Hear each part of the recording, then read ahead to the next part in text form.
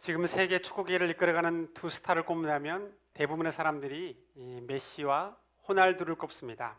특히 메시는 기록의 대가로 꼽힙니다. 2012년도에는 69경기에서 무려 91골이라는 놀라운 골을 넣고 기록을 세웠고, 이것은 기네스북에도 등재가 되었습니다. 그리고 한 리그 21경기에서 무려 계속해서 한 경기도 거르지 않고 21경기 연속골을 넣었어요. 그 골이 합치면 33골이나 된다고 합니다. 전문가들은 이 기록은 앞으로도 깨지기 어려운 기록이라고 그렇게 내다봤습니다. 또 올해의 유럽 축구상을 수상할 가장 강력한 후보이고, 스페인 프로축구에서 7년 동안 6번이나 MVP로 선정되기도 했습니다. 또 그의 연봉이 무려 500억 정도 된다고 그래요. 500억 우습죠? 여러분 보기에. 광고 수입까지 하면 800억이 넘는다고 합니다. 이에 비해서 그는 키가 169cm, 68kg밖에 되지 않습니다. 그러니 그를 이렇게 유명한 사람으로 만들 수 있었던 것은 결코 그 한 사람의 탁월한 능력과 노력으로 되어진 것은 아닙니다. 그와 함께 뛰어주는 사람이 있었어요. 함께 드리블을 하고 함께 공을 막아주고 함께 공격을 행할 수 있는 그런 사람이 있었습니다. 그는 완벽한 팀 플레이였다라고 사람들은 말하고 있어요. 네덜란드 역대 최고의 축구 스타 요한 크루이프가 호날두와 메시를 비교하면 호날두는 혼자 이렇게 하는 스타일이지만 메시는 서로 팀 플레이의 가장 완벽한 호흡을 갖췄다라고 그렇게 말하고 있어요. 그래서 동료들까지 살려주는 그런 능력을 가졌다라고 그렇게 내다보고 있습니다. 축구 같은 공동체 경기에서는 한 사람이 탁월하다고 해서 위대해지는 것은 아닙니다. 아무리 그 사람이 잘한다고 할지라도 그와 함께 연결되어지는 사람, 받쳐주는 사람, 도와주는 동역자들이 있어야 되죠. 교회는 이러한 면에서 팀 플레이를 하는 영적인 공동체라고도 할 수 있습니다. 머리 대신 그리스도와 연결된 모든 지체들이 연합이 바로 교회이기 때문에 그렇습니다. 먼저 여러분, 지체라는 이 말을 참 주목해 볼 필요가 있어요. 지체. 세상에서는 잘 사용되지 않는 단어이죠. 영어성에 보면 원 멤버라는 말이 있습니다. 원. 그러니까 어떤 공동체나 그룹의 한 멤버, 한 팀원으로 이렇게 구성되고 있다는 거예요. 또 한글 개역성에 보면 지체라는 말은 말 그대로 팔다리, 사지, 그걸 말하고 있죠. 그러니까 그 지체는 어떤 공동체나 어떤 그룹의 한 부분을 차지하고 있다는 겁니다. 오늘 본문 16절에는 그에게서 온몸이 각 마디를 통하여 도움을 받음으로 연결되고 결합되어 각 지체의 분량대로 역사하여 그 몸을 자라게 하며 사랑 안에서 스스로 세워간다라고 말하고 있어요. 온몸이 각 마디를 통해 연결되고 결합되었다라는 것은 무엇을 말합니까? 이건 모든 지체가 독립된 개체가 아니라 하나라는 거예요. 지체에 담긴 첫 번째 의미는 하나라는 의미가 있습니다. 하나. 따로 떨어져서 생각할 수 없어요. 그래서 우리 몸을 보면 쉽게 이해될 수 있는데, 축구를 아무리 잘한다고 해서 그 발이 위대한 것은 아니죠. 모든 음악을 정말 천재적으로 이렇게 들을 수 있는 귀가 있다고 해서 그 귀만이 위대한 것이 아닙니다. 어떤 조각을 탁월하게 잘한다고 해서 손만 위대한 것이 아니죠. 위대한 발, 위대한 눈, 위대한 귀, 위대한 손만은 존재할 수 없습니다. 평소에 부대장 차를 운전하던 운전병이 어느 날 부대를 방문한 사단장, 별 2개짜리, 굉장히 높아요. 여러분, 지난주에 우리 별 4개짜리가 우리 교회에서 왔죠. 여러분은 별것 아닌 것처럼 보이는데 그 앞에서 잘 서지도 못합니다. 별 4개 사단장이 와가지고 이제 본연에게 자기가 이제 운전을 하게 됐어요. 가슴이 쫄해요. 보통 이제 군에서는 운전병이 기아를 바꾸거나 그럴 때 1단 변속하겠습니다, 2단 변속하겠습니다, 좌회전하겠습니다, 우회전하겠습니다, 그렇게 말을 하면서 운전을 하는데, 신참 운전병이니까 별 2개짜리 타서 가슴이 콩당콩당 거리는 거예요. 그래가지고 이제 가다 보니까 1단에서 2단으로 변속, 1단에서 2단 변속하겠습니다 말해야 되는데 변속이라는 단어가 생각이 안 나는 거야. 변자는 생각이 나요. 가지고 하는 수 없이 1단에서 2단 변신하겠습니다. 그런 거예요. 2단에서 3단 변신하겠습니다. 옆에 있는 그 선임병이 그냥 땀이 뻘뻘 흘리면서 이제 내리면 죽었다. 오늘 죽었다. 이제 잔뜩 긴장을 하고 목적지에 왔어요. 근데 장군이 딱 차에서 딱 내리면서 하는 말이 운전병한테 언제 변신만 하다가 언제 결합하고 합체하는가? 그랬대요. 성경에서는 우리가 연결되고 결합된 공동체로 존재하고 있다고 분명히 교회에 대해 존재를 말하고 있어요. 이러한 연결과 결합은 단순한 조합으로 이루어진 것이 아니에요. 진주 목걸이는 진주 수십 개가 이렇게 하나 된 실로 깨어져서 만들어졌죠. 근데 한두 개가 빠진다고 해서 진주 목걸이가 아닌 건 아니에요. 조금 볼품이 없을지라도 여전히 진주 목걸이로 가치를 하고 있습니다. 그런데 만약에 차축 바퀴 달린 그 4개가 바퀴가 하나가 빠져나가 버리면 그것은 바퀴로서도 차로서도 역할과 구실을 못하는 거예요. 절대 없으면 안 될 그 기능을 하고 있는 것이죠. 퍼즐로 이렇게 조각을 맞추는 그림에서 한 퍼즐만 없어도 완벽한 그림이 되지 않는 것처럼 지체는 하나하나가 중요하고 하나하나가 몸과 연결되고 결합되어서 그 존재의 가치를 부여받고 있다는 것입니다. 지난주일 우리 임직과 은퇴식 때 노 회장님이 한 사람이 중요하다는 말을 했는데 지체는 바로 그 한 사람을 말하는 것입니다. 그런데 연결만 되었다고 끝나는 게 아니에요. 각 마디를 통하여 성경에서는 도움을 받는다고 그랬어요. 도움을 받는다. 이것이 아주 중요합니다. 이것은 각 지체가 자생적으로 스스로 굴러갈 수 있는 존재로 되었다가 연결되고 결합돼서 이제 함께 굴러가자 그런 게 아니에요.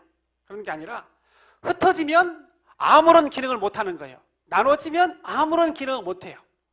그런데 연결되고 결합되면서 완전한 움직일 수 있는 동력체가 되고 새로운 유기체가 되고 인격체가 된다는 거예요. 자동차 바퀴가 아무리 명품 타이어라고 해도 혼자로서 아무런 가치가 없습니다. 차축에 연결되고 엔진에 결합이 되어야 되죠. 또 온몸이 각 마디를 통하여 도움을 한다고 그랬어요. 마디. 여러분, 사람의 마디가 없으면 어떻게 될까요? 온몸이 뻣뻣하죠. 뻣뻣해요. 다 굳어버리는 거예요. 하나예요. 막대기가 되는 것입니다.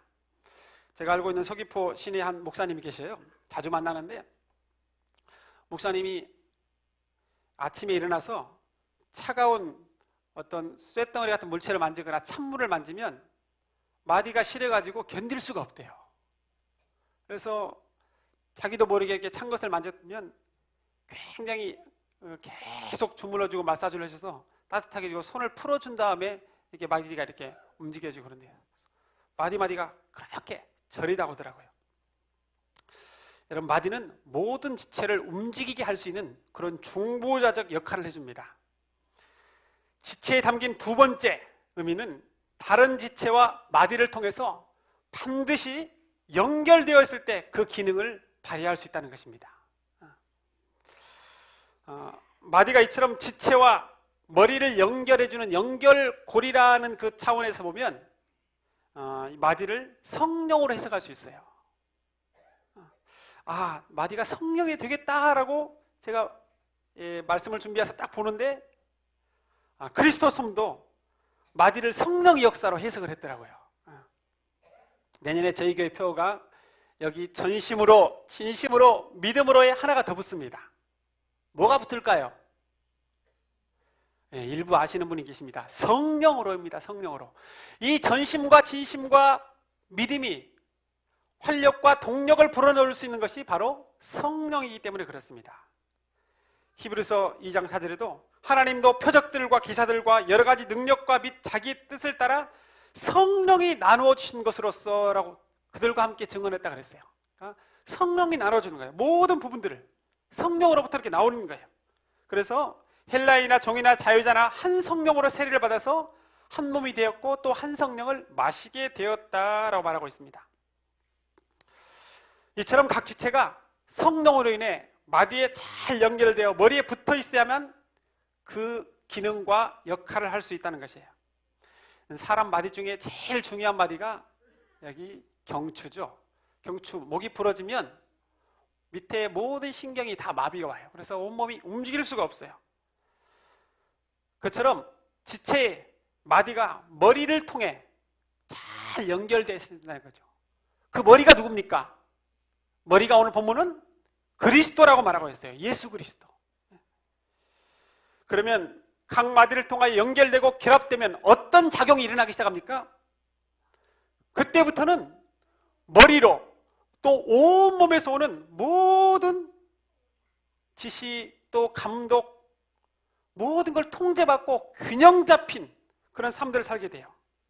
골로새 2장 19절에 온몸이 머리로 말미암아 마디와 힘줄로 공급함을 받고 연합하여 하나님이 자라게 하심으로 자라느니라 라고 말하고 있어요.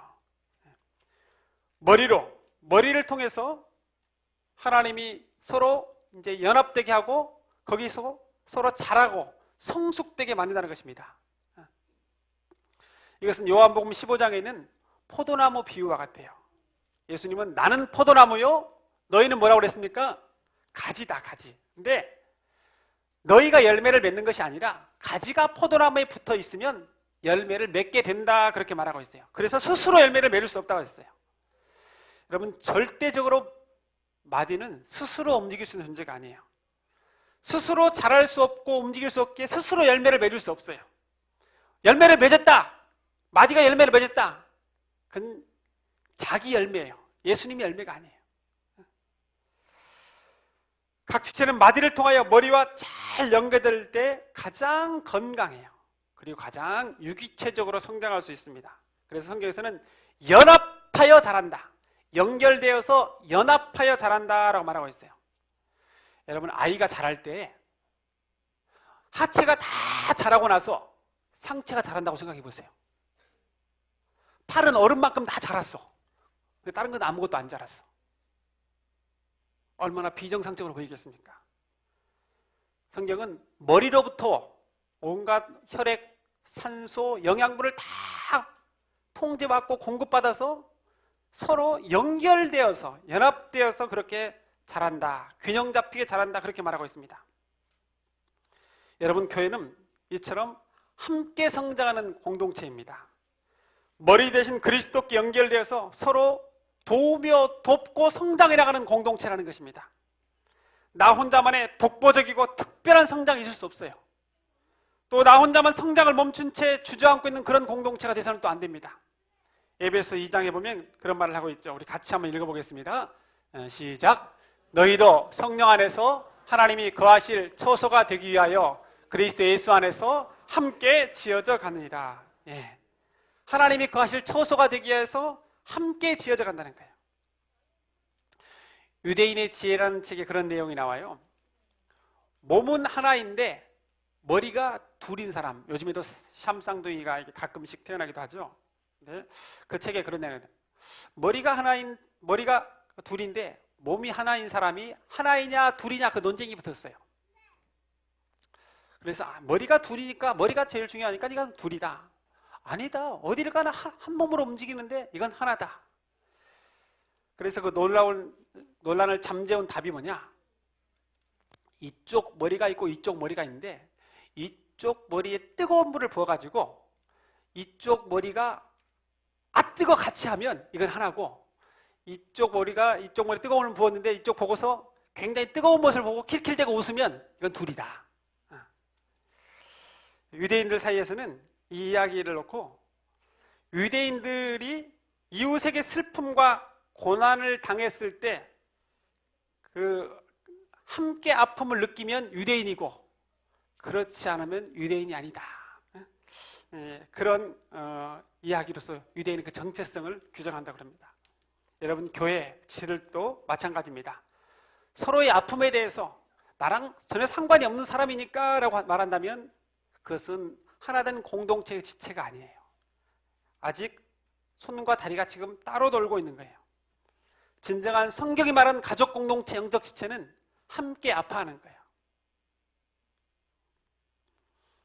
이채 시인의 우리라는 우리라는 그 이름의 그 시가 있어요. 당신을 사랑합니다. 한번 읽어드리겠습니다. 우리라는 이름에 당신을 사랑합니다. 그래도 당신과 내가 우리라는 이름으로 살 수 있다는 것이 얼마나 푸근한 위안이며 기쁨이며 큰 행복인지 모릅니다. 우리라는 이름만큼 넉넉하고 편안한 불리움이 또 있을까요? 당신과 내가 우리라는 이름으로 살아갈 때 세상 고달픈 삶이라 할지라도 푸르름이 가득한 삶의 정원을 가꿀 수 있을 것입니다. 사랑과 믿음이 꽃피는 하루하루의 꽃밭에 그 어떤 꽃보다 향긋한 사람의 향기가 머무를 것입니다. 손에 손을 잡고 사랑의 증검다를 우리 함께 건너가요. 꽃잎으로 수놓는 예쁜 손수건처럼 송알송알 땀방울이 맺힌 서로의 이마를 닦아줍시다. 사람 냄새가 물씬 풍기는 세상, 사람이 꽃보다 아름다운 세상, 분명 꿈은 아닐 테지요. 얼굴은 달라도 서로의 꽃이 될 수 있고, 생각은 달라도 서로의 나무가 될 수 있고, 삶은 달라도 서로의 숲이 될 수 있는 우리, 모질지 않게, 모나지 않게, 섭섭지 않게 배려와 조화로 함께 어우러지는 삶, 황무지 같고 모래알 같은 각박한 세상 속에서도 우리라는 이름으로 부를 수 있는 당신을 사랑합니다. 주님은 우리를 구원의 백성으로 부르셨지만 우리라는 이름으로 이렇게 만나게 해주셨어요. 지체에 담긴 세 번째 의미는 우리라는 이름으로 그 존재의 가치가 부여되는 존재라는 것입니다. 지체는 절대 객체로 존재할 수 없어요. 여러분, 팔이 떨어져 나가서 혼자 팔만 돌아다닌다고 생각해 보세요. 얼마나 징그럽습니까? 얼마나 놀라겠어요. 하나님은 팔, 다리 모든 부분을 연결된, 머리와 연결된 하나로 만드셨어요. 하나로.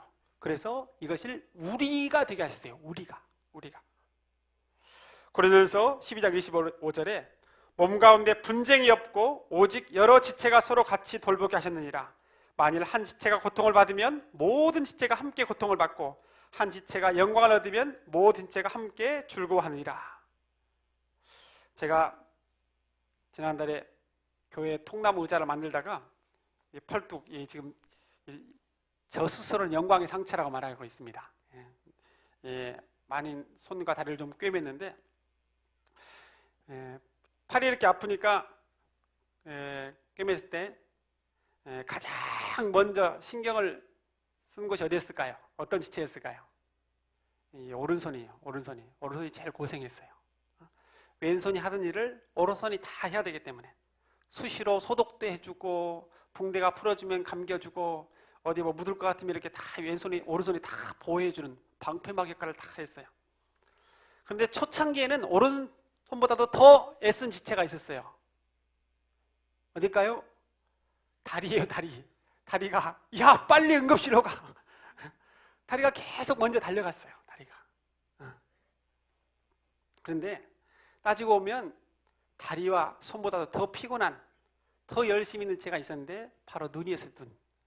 눈은 손이 갈 때마다 눈을 떠야 돼요. 다리가 갈 때마다 눈을 떠야 돼요. 밤에 자다가도 혹시 조금 통증이 있다 그러면 가장 먼저 눈을 뜨는 것이 눈이에요. 눈이 파수꾼의 역할을 감당했습니다. 갈라디아서는 너희가 짐을 서로 지라 그리하여 그리스도의 법을 성취하라 그랬어요. 짐을 서로 지는 것이 성경적 법을 성취해 나가는 거예요. 내가 다 지는 것도 성경적인 것이 아니에요. 우리 함께 짊어지고 가는 것이 영적인 가족 공동체 지체로서 주님께서 우리를 불러주신 거예요. 여러분, 제 오른손이 왼손을 도와준 이유가 나 혼자 오른손이 생고생을 하게 돼 있으니까 빨리 나아라 너 진짜. 그런 마음으로 오른손이 도와줬을까요? 아니에요. 한 지체예요. 오른손과 왼손은 별개라고 생각하지 않았어요. 이 오른손과 왼손은 완전 환상의 조화를 이루어요. 이보다 더 환상적 조합은 세상에 없어요. 왼손이 아프면 오른손의 통증이 느껴요. 이거는 팔의 기능으로서 바라보는 것이 아니에요. 존재 그 자체로서 바라보는 거예요. 왼손과 오른손은 서로 경쟁 관계가 아니라 가족 관계였어요. 가족 관계. 연결된 하나고 연결된 우리였습니다. 함께 우리 레바논 베이루트에 위치한 한 케밥집에서 시작된 그 영상을 한번 보도록 하겠습니다. 레바논 베이루트에 위치한 한 케밥집. 겉보기엔 평범해 보이지만 굉장히 특별한 곳입니다. 케밥집뿐만이 아닙니다. 바로 옆에 있는 식당도, 그 옆에 있는 빵집도 마찬가지입니다. 특별한 음식을 파느냐고요? 그건 아닙니다. 세 가게의 주인 무려 7,219명, 그리고 그 주인들은 전 세계에서 서로 얼굴도 모른 채 살고 있습니다. 더 놀라운 것은 이 가게의 수익이 주인들에게 n분의 1로 배분되는 것이 아니라 한 사람에게 고스란히 돌아간다는 겁니다. 그 행운의 주인공은 바로 압둘 할림 알 아타르시. 그런데 이 남자 어찌 얼굴이 낯익지 않나요? 지난 8월 딸을 안고 볼펜을 파는 사진 한 장으로 화제가 되었던 바로 그 남자입니다. 불과 4개월 만에 어떻게 이런 변화가 생겼던 걸까요? 알 아타르시는 4년 전 시리아 내전 당시 고국을 떠났습니다. 생계를 위해 이런저런 일을 했지만 난민한 이유로 정착하지 못하고 레바논까지 흘러오게 되었습니다. 자식들을 먹여 살리려고 길거리에서 볼펜을 팔기 시작했는데 우연히 사진이 찍혔고 SNS를 통해 널리 알려졌습니다. 그를 돕기 위한 모금이 시작되었습니다. 전 세계 7,219명이 모은 돈이 2억 2천여만 원. 국제적인 모금운동 덕택에 알 아타르시는 식당 3개를 운영하는 어엿한 사업가가 될 수 있었습니다. 그의 바람대로 아들은 다시 학교에 다닐 수 있게 되었고 단칸방에서 아파트로 이사도 하게 되었습니다. 하지만 알 아타르시는 이 행운을 자신만 누리지 않았습니다. 그는 다른 시리아 난민들을 위해 힘을 쏟고 있습니다. 난민이란 이유로 직업을 구할 수 없는 시리아 난민 16명을 고용했고 시리아 약 3천만 원을 송금하기도 했습니다. 그는 이렇게 말합니다. 전 세계에서 쏟아진 관심이 저와 제 가족뿐만 아니라 시리아 난민들의 삶까지 바꾸었습니다. 알 아타르시와 같은 시리아 난민은 400만여 명. 전 세계가 건넨 작은 손길이 다른 난민들에게까지 이어지면서 세상을 더 따뜻하게 만들 수 있습니다. 성경은 이렇게 말합니다. 몸 가운데서 분쟁이 없고 오직 여러 지체가 서로 같이 돌보게 하셨느니라. 만일 한 지체가 고통을 받으면 모든 지체가 함께 고통을 받고 한 지체가 영광을 얻으면 모든 지체가 함께 즐거워하느니라. 너희는 그리스도의 몸이요 지체의 각 부분이라. 사랑하는 성도 여러분, 우리는 하나된 지체입니다. 지체로 우리를 다 이렇게 부르셨다는 거예요. 너는 나에게 희망이고 나는 너에게 희망이고 너는 나에게 위로자고 나는 너에게 격려자고 도움의 손, 함께 돕는 사람들로 우리를 부르셨어요. 교회는 이처럼 수많은 손길이 연합된 하나이고 우리로서 이루어지는 공동체입니다. 하나님은 우리를 하나된 지체, 즉 가족으로 부르셨어요. 그래서 인생의 짐을 서로 간에 나누어지고 함께 아름다운 믿음의 한국까지 갈 수 있도록 우리를 연합하여 교회라는 것으로 부르신 것입니다. 때문에 교회에서 누구는 필요하고 누구는 필요 없고 그런 존재를 이룰 수 없습니다. 우리 모두가 다 필요한 존재예요.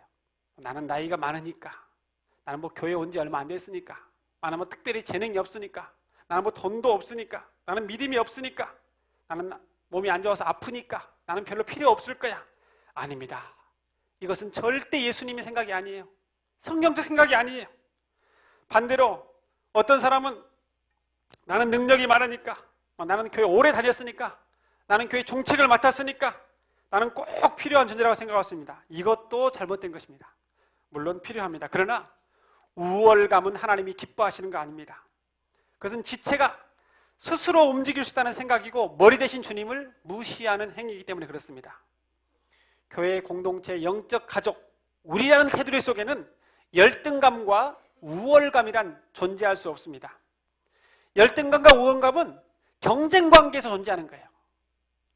또 그것은 상대를 나의 적이나 경쟁적 상대로만 바라볼 때 생기는 겁니다. 근데 우리는 어떻습니까? 왼손이 오른손을 경쟁 상대로 바라봅니까? 연합체로 바라봐요. 돕는 사람으로 바라봐요. 우리는 하나 된 목표가 있어요. 하나님의 나라를 이 땅에 확장하고 하나님의 영광을 돌리기 위한 그것으로 부름을 받은 사람이에요.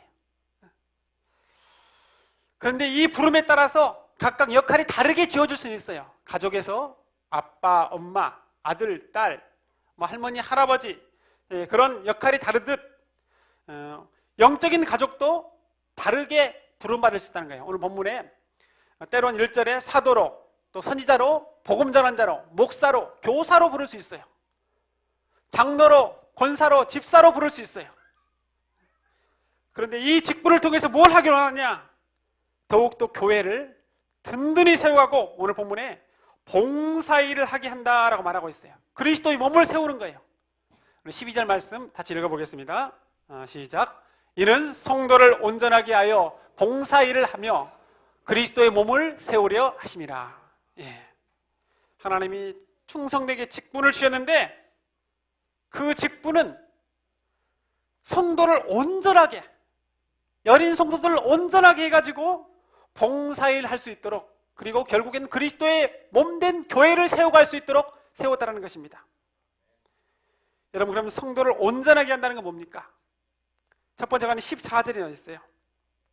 사람의 속임수와 간사한 유혹에 빠지고 온갖 세상의 교훈과 풍조에 밀려 요동하지 않는 사람이 되도록 돌보고 섬기는 역할을 하는 거예요.